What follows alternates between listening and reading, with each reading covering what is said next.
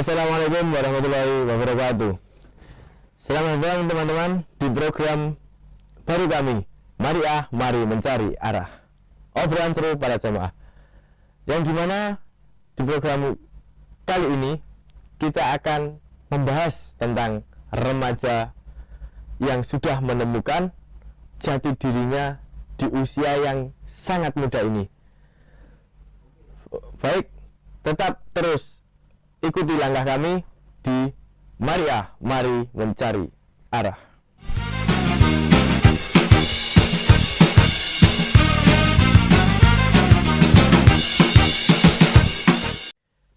Baik, kembali lagi di acara mari mencari arah. Baik, di acara kali ini kita mendatangkan tamu yang sangat istimewa. Dia sangat berpartisipasi dan ikut andil dalam beberapa organisasi di Komisariat Subhanul Waton, Magelang. Baik, langsung saja kita kenalkan dua rekan kita kali ini dengan Mas Fahmi dan Mas Tafa. Selamat pagi Mas Fahmi, Mas Tafa. Pagi. Bagaimana kabar hari ini, Mas? Alhamdulillah sehat. Saya sehat. Oke. Sehat sekali. Oh ya, di sini terima kasih sudah mau menyempatkan waktunya yang sepertinya sedang sibuk ini kalian berdua. Ya. Kira-kira sedang sibuk apa, Mas, hari ini? Terlalu sibuk, cuman ada acara sedikit. Acara sedikit. Iya, sedikit acara. Iya, tadi habis nyiapin acara Jauharul Muharram kan. Jauharul Muharram. Oh iya. Sekarang kan udah mau masuk Jauharul Muharram. Besok malam ya? Iya. Besok malam. Oh iya. Oh iya, sebelumnya saya akan memperkenalkan dua teman kami dulu. Di sini dua orang tersebut adalah seseorang yang mengikuti organisasi pramuka, anak pramuka dan anak Ibnu, benar ya, Mas? Dan salah satu dari mereka adalah pernah mengikuti Paskibra di nasional. Ya. Oke. Bagaimana, Mas, rasanya ikut dalam organisasi itu? Rasanya itu susah seneng tuh pasti ada. Pasti ada. Pasti ada. Oke. Kalau di setiap organisasi itu mempunyai pengalaman yang sedih, senang, itu adalah hal yang wajar. Oke. Karena setiap organisasi itu mesti ada konflik, entah itu konfliknya di dalam atau di luar, itu pasti ada. Oke, siap. Baik, untuk Mas Fahmi, Ya, bagaimana? ya sama, kurang lebih sama seperti Iya, sama ya. Iya. Oke. Jadi untuk saat ini masih dalam organisasi? Masih Oh. berorganisasi kan, udah mau selesai juga, Selesai. hampir mau sertijab juga. Sertijab, serah terima jabatan. Nah. Oke ya, seperti itu. Baik, pemirsa, untuk kita kali ini tetap ikuti terus acara kita. Kita akan bertanya lebih lanjut lagi untuk setelah yang satu ini.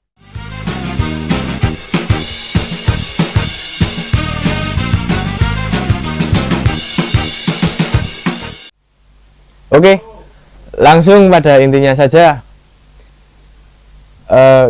Kita akan membahas lebih dalam tentang organisasi mereka.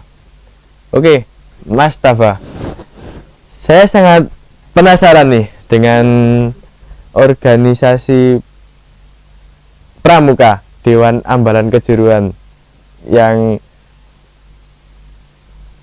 bagaimana perasaan Anda ketika berada dalam organisasi tersebut? Yang pastinya saya mengikuti organisasi Dewan Ambalan Kejuruan, yaitu untuk mendidik eh, di diri saya sendiri, karena pramuka itu kalau kita bayangkan itu seseorang yang kalau mendengar kata pramuka itu yang mereka pikirkan itu disiplin. Oh, Maka disiplin. dari itu, Iya. saya mengikuti organisasi pramuka itu untuk mendisiplinkan diri saya sendiri. Baik, baik. Terus untuk Mas Hafiz, dari pengalaman-pengalaman yang pernah Mas Hafiz lalui, mana di antaranya yang paling seru? Ya, jadi banyaklah pengalaman yang saya lalui gitu ya.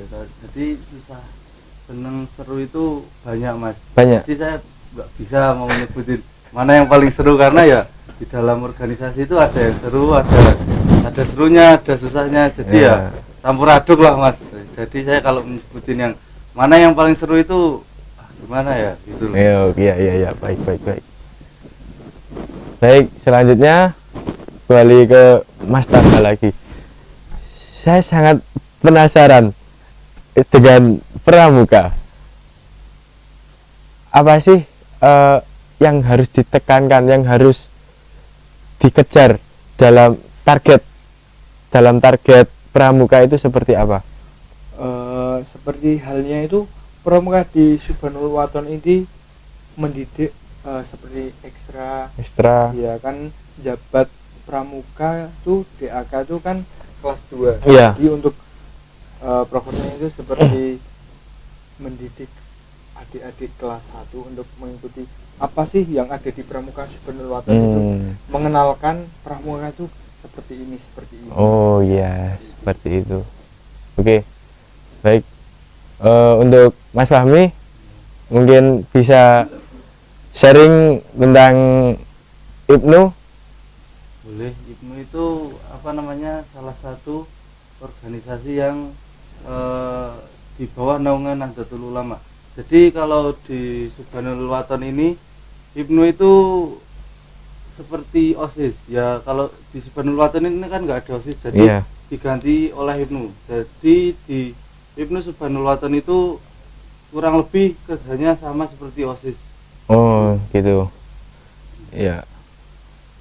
Baik. Untuk rekan-rekan yang pemirsa yang sedang menonton, tetap di sini kita akan melalui yang terakhir setelah yang satu ini.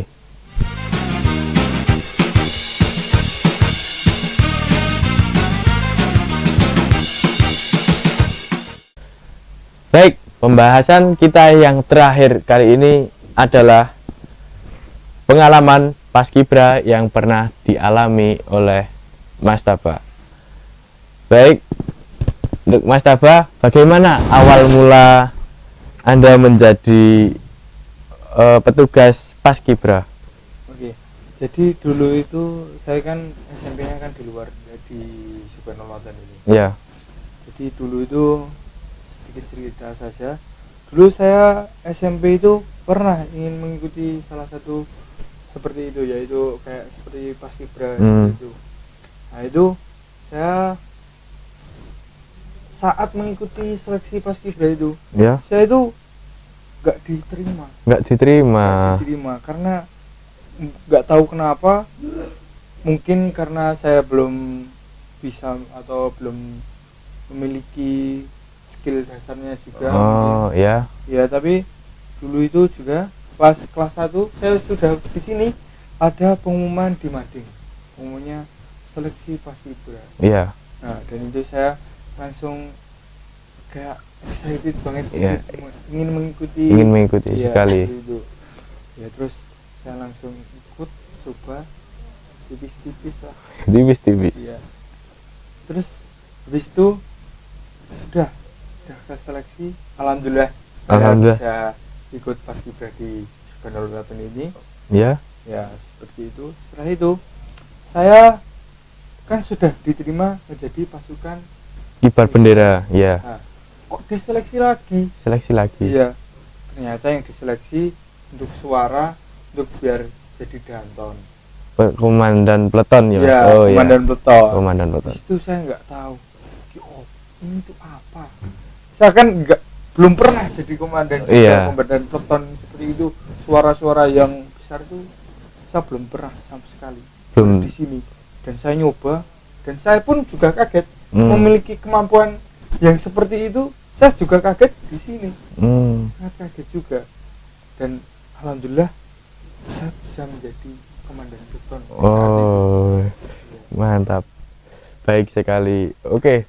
Kalau omong-omong tentang Paskibra tuh Mas, itu sepertinya itu kan sejenis dengan mungkin PBB atau semacamnya, itu kan sama ya Mas, Iya, kayak sebangsa gitulah Mas. Iya.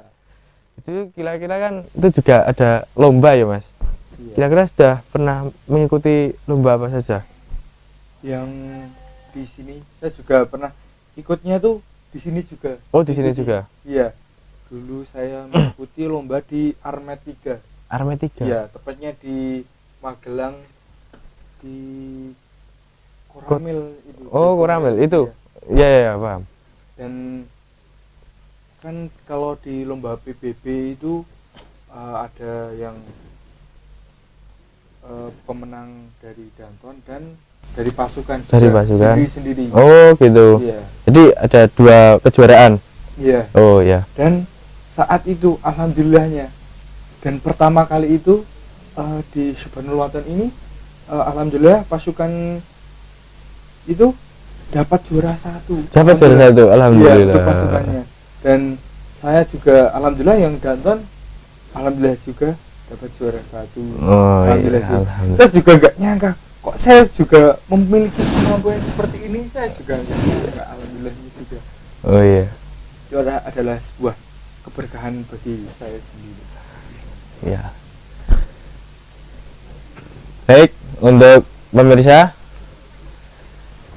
kita akan mengambil hikmahnya. Di sini bagi teman-teman yang sedang menonton, janganlah berkecil hati ketika belum menemukan jati dirinya masing-masing. Mungkin di sini Mas Taba dan juga Mas Hafiz bisa menemukan jati diri yang sebenarnya melewati organisasi ya Mas ya. Iya. Ya.